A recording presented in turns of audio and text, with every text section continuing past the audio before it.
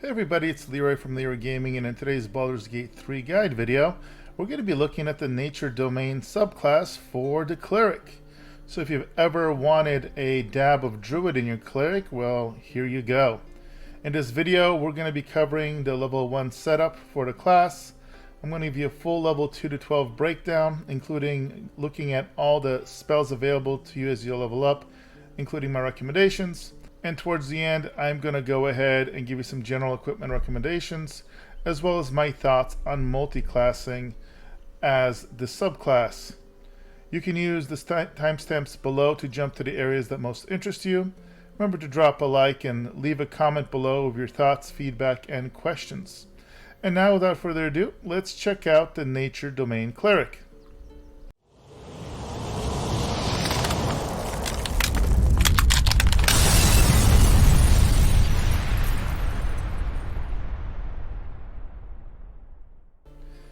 Right, the first things you're going to want to know about this subclass and the Cleric in general is your primary ability is Wisdom. You're going to have saving throw proficiencies in Wisdom and Charisma. Your hit die is 1d8 hit points.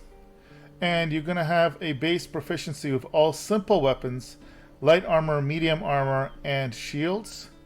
Now, as a Tempest Domain Cleric, you will gain additional proficiency with Heavy Armor, but you are not going to get martial weapon proficiency. However, you're going to get access to very specific spells like the cantrip Shillelagh, which is going to allow a staff or club you have equipped to become magical. And now you're going to be able to use your spellcasting ability, in this case Wisdom, for your attack rolls. So you could very well, as long as you're using a staff or a club, be quite effective with the weapon as long as you have this cantrip on. You're also gonna get access to Speak with Animals. That's going to be always memorized, as well as Animal Friendship. And you're going to gain a subclass feature of Acolyte of Nature, and says you learn a Druid cantrip and become proficient in Animal Handling, Nature, or Survival. You're going to get to pick that. Now here are the various cantrips that you potentially have access to. Again, I would recommend Shillelagh here, so you have a martial ability. But these are the ones that you can choose from. You can go ahead and pause the video if you want to read the description. Also do note, you're going to get access to the following 5 level 1 spells.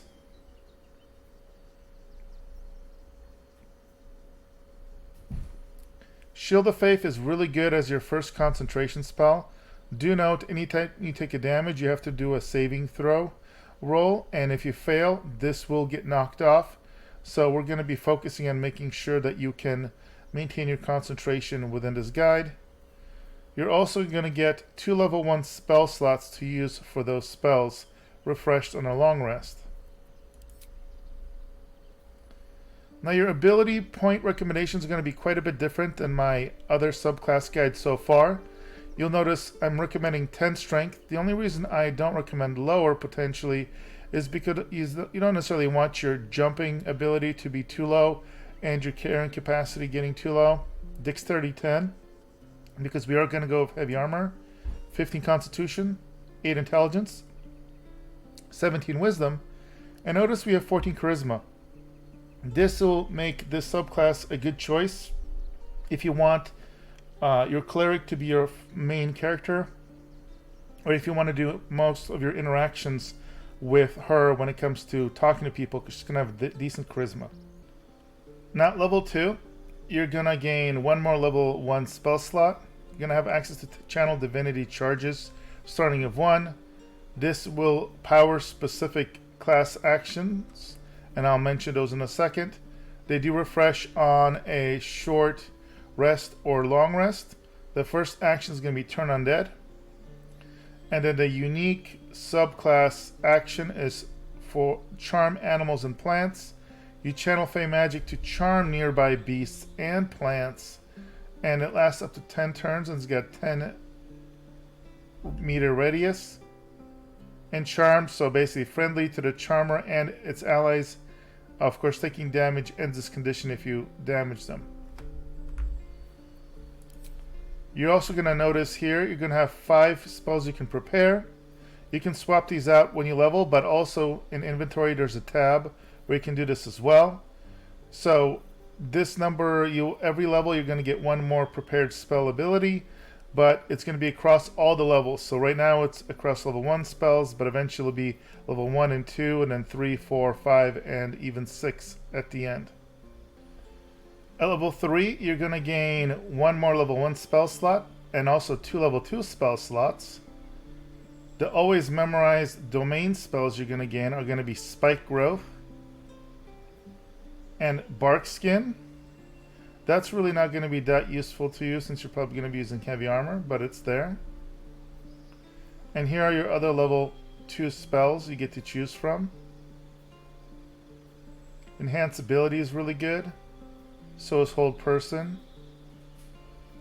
Prayer of Healing is a very powerful AoE heal, but do note is out of combat only. And Protection from Poison is good as well, because notice it's not a concentration spell. Really good for any poison areas and monsters you fight. And Spiritual Weapon is good for offense as well. You summon this kind of like a pet, and then it stays with you, get to control its movement and attacks. And I always recommend Warding Bond as an option. You cast this on an ally. It does not require concentration. Lasts till you cancel or until long rest. The other person gets resistance to all damage, +1 bonus to armor save and saving throws. But there is a downside. The other 50% of the damage you actually take, and that can knock you out of concentrating on a spell. So there is a downside, but I've used this quite a bit and I like it. And now you get 6 spells to pick from across the 2 levels. Okay, at level 4, you're going to get another level 2 spell slot. You're going to get to pick a second cantrip if you'd like. And then you're going to get to pick a total of 7 spells overall across level 1 and 2. And then you get to pick your first feat. Now, as I mentioned, concentration is a big deal across all clerics in my opinion. Being able to maximize your chance to not get knocked out of concentration is big. I love selecting Resilient as a feat. Select Constitution, it gets you up to 16, but also gives you proficiency of the saving throw. Warcaster is also amazing. It's going to give you advantage on saving throws to maintain concentration. That's the main part of it that I'm a big fan of. So picking those 2 up as you level is highly recommended. And then you can also do ability improvement to bump up your wisdom. Remember here, if you use Shillelagh, the cantrip for attacking, bumping up wisdom is not only going to help you with casting, but it's also going to help you with your melee attacks. So that could be great as well as you level up. Alright, level 5, you're going to get 2 level 3 spell slots as you unlock the level 3 spells. Destroy Undead is an upgrade to Turn Undead, and now when you turn Undead, you're going to do 4 to 24 radiant damage. Your domain spells that will always be memorized are Plant Growth and Sleet Storm. And here are your level 3 spells that you get to add to your potential rotation. Mass Healing Word is really good.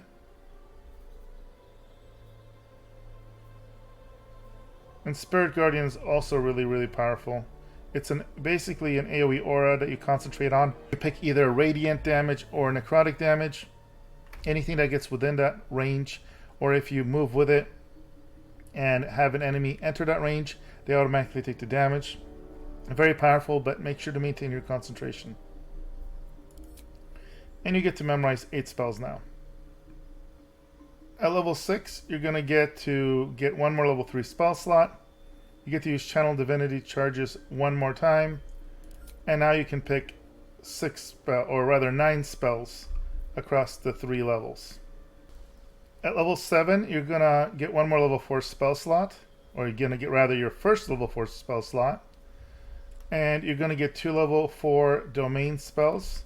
Dominate Beast and Grasping Vine. And then here I do 4 other level 4 spells.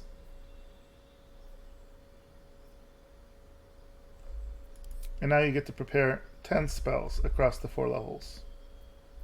At level 8, you're going to get another level 4 spell slot. You get Divine Strike Elemental Fury. So once per turn, you deal 1 to 8 cold damage, 1 to 8 fire damage, or 1 to 8 lightning damage in addition to your weapon's base damage when you make a melee attack. You're going to get to prepare 11 spells, and then you get to pick your second feat, so you can go off my recommendations if you like.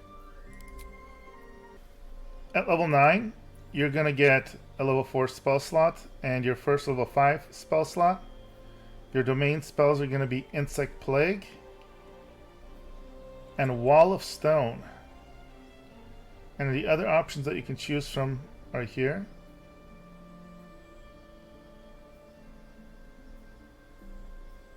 Mass Cure Wounds, quite effective. And now you can prepare 12 spells.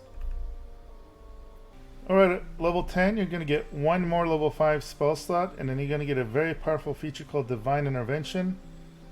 It's a one-off ability. It's going to give you 4 different choices, and I'll go over that in a second. You get to pick one more cantrip, and you can now prepare 13 spells. Now here's Divine Intervention. The description is, call upon your deity in your moment of greatest need. Once they intervene, the deity will never do so in this manner again. So there's 4 different things you get to choose from. One is Golden Generosity. I am not a huge fan of this one. It basically just gives you a bunch of provisions and potions. But since you should have a ton of camp supplies already, this is probably the least useful one. Opulent Revival is really quite good. Resurrect fallen companions with half their hit points and restore all nearby allies as if they had long rested. So this is really good on if you're towards the end of the game, if you're stuck on hard content. This could basically bring everybody back and let them have all their spells back and their effects back. So it could be a game changer. Divine Intervention Sunder the Heretical is a huge AoE bomb. It's 8d10 radiant damage. And check out the huge radius, so all enemies within that radius get impacted by that. And the final one is a little bit more permanent. It's Arm Thy Servant, and it's going to summon a legendary weapon. And let me show you what that looks like, because it's actually really good for this subclass. Remember, your Shillelagh can work with a staff or a mace. This is a legendary mace, and you can cast Shillelagh on it if you'd like to make it quite effective. So it does your base damage plus 1d8 radiant. It's a +3 weapon, and it also has Healing Incense aura, and that one's kind of interesting. You cast it as a bonus action, refreshes every long rest, and it's gonna basically all your allies, including yourself, within 9 meters every turn are gonna heal for 1 to 4 hit points. So it's gonna be between 10 and 40 hit points healed per party member or any ally or summon, etc. So this is quite useful. Does not require concentration, so it's kind of a fire and forget. And again, it's also a decent mace for sure. So for this build in particular, you can use this, and then you'll be using your wisdom score to maximize its to hit. So very, very good. I'd probably recommend getting the mace for this subclass. At level 11, you're going to get 1 level 6 spell slot, and you're going to unlock the following level 6 spells. Quite a few of them are really good. But I love Planar Ally. You can summon 1 of 3 Planar Allies as basically pet companions, and I will show those off to you in just a second. And you do get to now prepare 14 spells. Okay, like I said, there are 3 different Planar Allies. The first one is the Diva. His attacks and or abilities are Wrathful Smite, Revivify, Concussive Smash,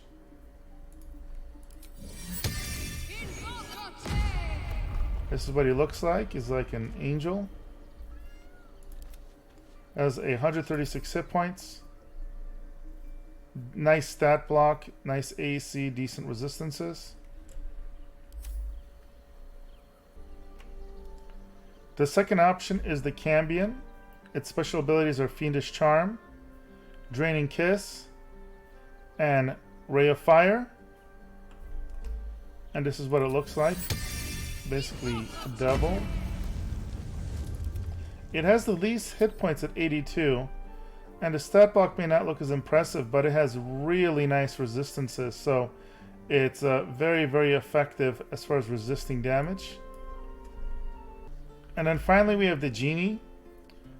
Its special abilities are Sweet Plum Gales, Thunder Wave, and Drunken Inhale. This is what it looks like. And it does have the most hit points at 161 and a nice stat block, but notice it does have the least amount of resistances. It does have lightning and thunder resistance, but nothing else, so that's how it gets balanced out. And at level 12, you're going to get to prepare 15 spells and pick one more feat. Now when it comes to equipment, you're going to want to lean into this build pretty heavy. You will have access to heavy armor and shield, so just equip the best shield and armor, heavy armor you can get. Because you do have proficiency with maces, again, picking the best mace will probably be your best option, so you can use it with Shillelagh. The biggest, I think, benefit of this subclass is the fact that you can ignore strength and dexterity, and basically because of Shillelagh, make a wisdom focused cleric that uses that for casting as well as for melee attacks, similar to how you can do a paladin multi-class with a warlock to do the same with the charisma. That gives you more points to put into charisma, for example, if you want to do your charisma checks as well. Just gives you a different way of playing. And then the rest of your equipment, it's just going to depend how you want to build out your character. For my clerics, I want to make sure that no matter what subclass I have, they can heal effectively. So I have a soft spot for Warpira's Crown. Whenever healing another character, you heal 1 to 6 health. And I also like Boots of Aid and Comfort. They'll give you an extra, or anybody you heal, they get 3 temporary hit points. But there's lots of thematic, nice equipment you can get. When it comes to jewelry, if you get something that either increases your damage in melee or provides you with additional casts of spells is big. For example, Spellcrack's Amulet is great. It lets you restore any one of your spell slots, so obviously you'd go level 6 for this case. So if you stick in that direction, you'll be perfectly fine. Now when it comes to multi-classing, I feel like this is one of the few subclasses for the cleric that isn't that great for multi-classing. It doesn't have martial proficiencies. It's basically like a hybrid druid, so a little bit of druid effect with cleric. So you could easily just be a druid, and if you wanted to add martial proficiencies, you can get better by, for example, picking a fighter. So I feel like there may be some builds out there. I just haven't figured one that I would want to use if I didn't want to lean into this kind of nature theme, as I described under equipment, hybridizing wisdom for casting and melee. So I would say this class does the best if you just stick to cleric. So you could do other builds, but for optimization, I could see you just sticking nature cleric to be the most effective from what I've gathered personally. Alright guys, that brings us to the end of that Nature Domain Subclass video for the Cleric. Hope you guys found it helpful. If you did, make sure to drop a like. Love to hear your feedback in the comment section. And of course, if you want to see more content from my channel, make sure to subscribe. That being said, thank you for all the support, and I'll see you guys in the next video.